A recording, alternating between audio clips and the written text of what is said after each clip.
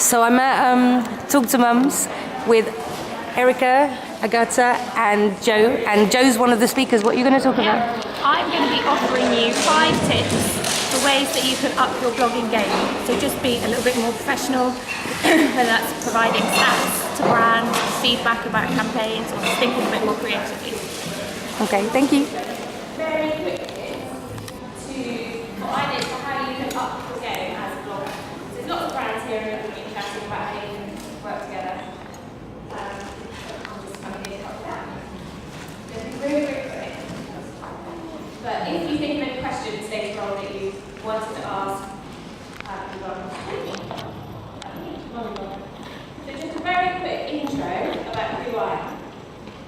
So I started my blog, Slummy Single Mummy, in 2009, and the inspiration came from me. So slummy angle is that I really don't like housework, and that my kiss nails are going to last for ages because I hate washing up and getting my hands dirty.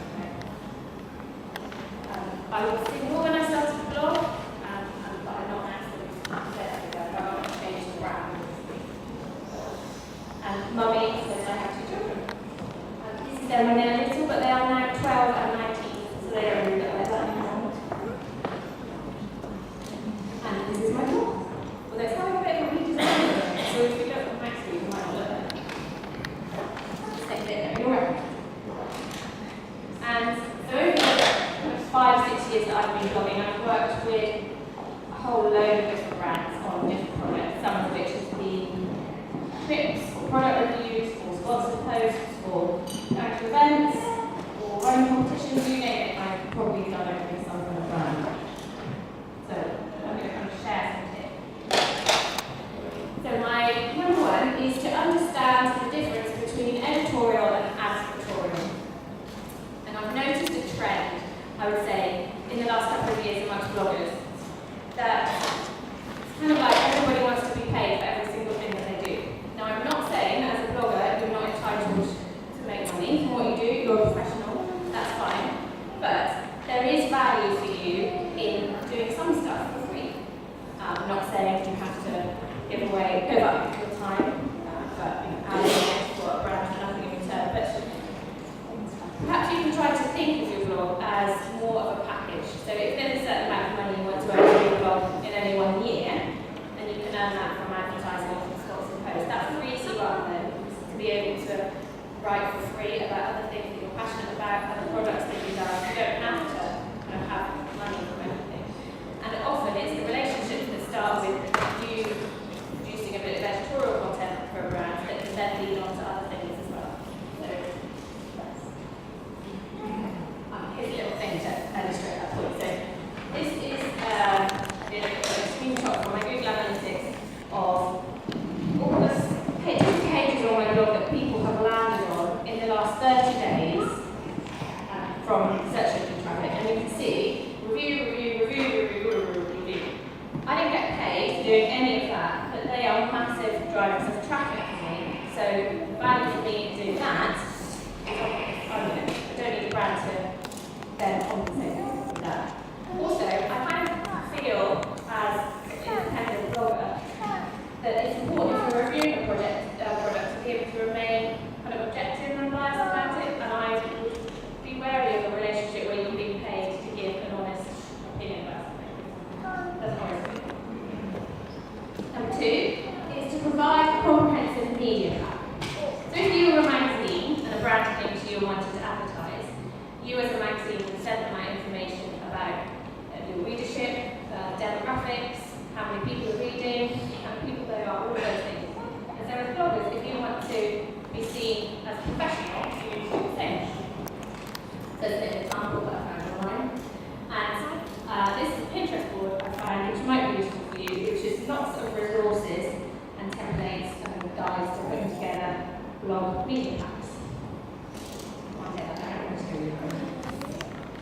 I just think it's really useful for brands to be able to see up front what you can, it's your chance to sell your stuff. So why don't you do it? Number 3 is to think creatively. So here's an example of part of an email I got a while ago. Do you do PR for a brand?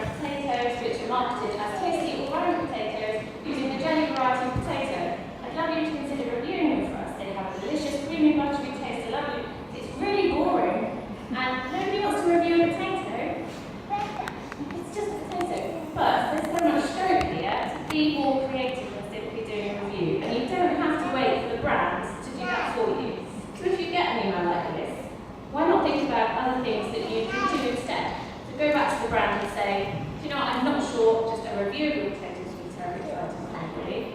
What about if we had some kind of potato challenge, and we get four bloggers, and one of them does something with mash, and one does something with roast, and we have a big competition, what's your favourite kind of potato? You know, just think outside the box a little bit. Don't be afraid to go back to a brand with ideas other than the ones that they've come to you with. Number 4 is to think long term. So, don't just, if you're approached by a brand, don't just think, okay, I want a sponsored post, I'm going to take 100 quid, whatever it is, and I'm done. There's so much scope for working in partnership with brands and bloggers, and it shouldn't just be about what you can get right there, right then. So Tesco, for example, I've been working with for quite a few years now. I'm one of their Mum of the Year ambassadors. Every year I get to go to their award ceremony and some really lovely day out. Done some video work with them where I got to drive a Hyundai for a week. That was really fun. Had some kind of professional videos done. We've done some product reviews. And I've done some content and competitions with them. So there's a whole range of activity that I've done with them. Not all of it has been paid for. Some of it has just been having the opportunity to have a lot of experience. But they keep coming back to me because they know they can rely on me to do a good job to talk about their brand.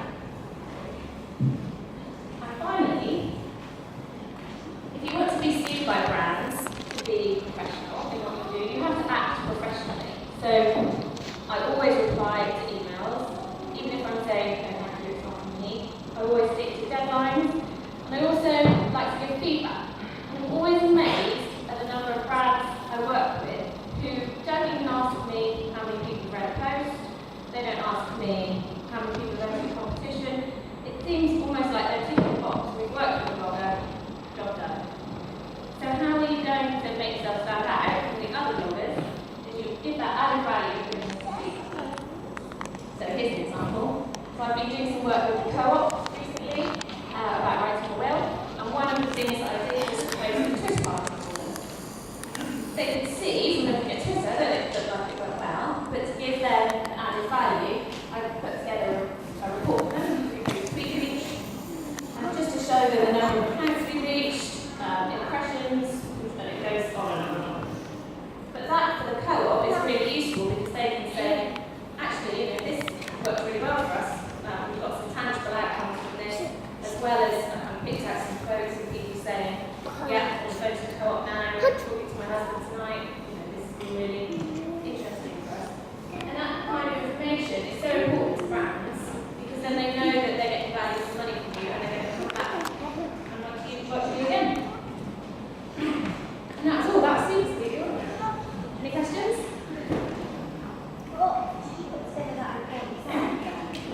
The tweet reach?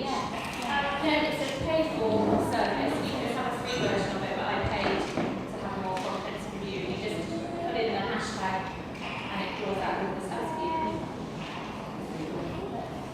Yeah? Oh, hi there. Yeah, so I've noticed it used to be kind of like the thing that people would write, this is a sponsored post, etc. at the top. I've noticed a trend with bloggers maybe doing that less, and certainly I've been approached by brands that say, we'd like to work with you, but we don't want you to identify a sponsored post. I just wanted to hear your take on it. Well, my take on it is that it's illegal. Blogs are covered by the Advertising Standards Agency in the same way that a magazine or newspaper is. And if you've been paid to put content on your blog, that's advertising anything. It's not really an issue for paying. Yeah. How long would you say it took you to really notice that you were successful as a blogger? Was there a turning point where something in particular happened or that you were doing something that got you noticed? What was it? There wasn't like a defining moment.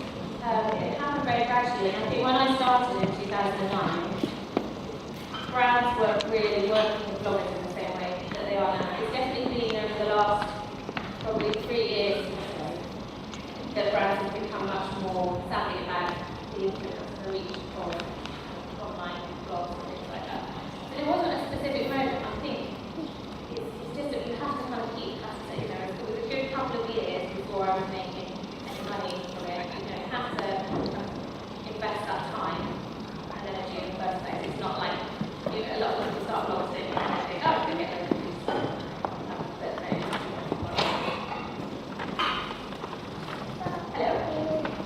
Me. We always seem to take on trends a couple of years after America. Yeah. So when I started blogging, blog posts were quite text heavy, and then we moved into quite picture heavy, and now there seems to be a trend with everyone doing vlogging. Is there a trend that's about to come next that you know of that we don't know about yet? Some kind of 4D vlogging interaction experience. You're going to have to scratch the screen of your dog and smell all of the smell of my room. No, there isn't. Not there. I agree with you that the video side is going to become much better.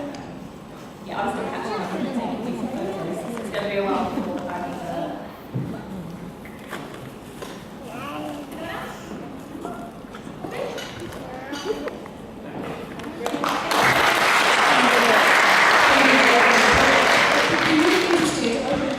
some of the brands around the room and find out what you guys thought about what Joe had to say.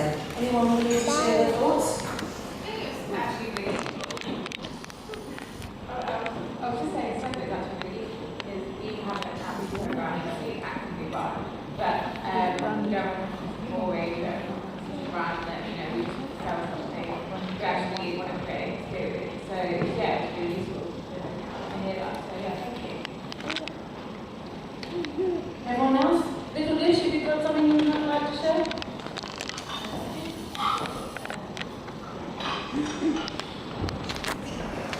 Just to echo what I said over there, I think it's really useful to hear from the blog side what you want your brands to come out to you with, and what do you want to hear from us. Because obviously, for us to really help you through our product, something like that, it doesn't have to be in a certain format. We want you to come up with ideas and we're happy to sort of discuss whatever ideas you have. Anyone else like to share their thoughts? Because we're government, we're spending taxpayers' money, and so it's important to be able to, at the end of an activity, to put a report, to have those sheets of paper showing a copy of the newspaper, having that official stat to say that this newspaper is read by, etc.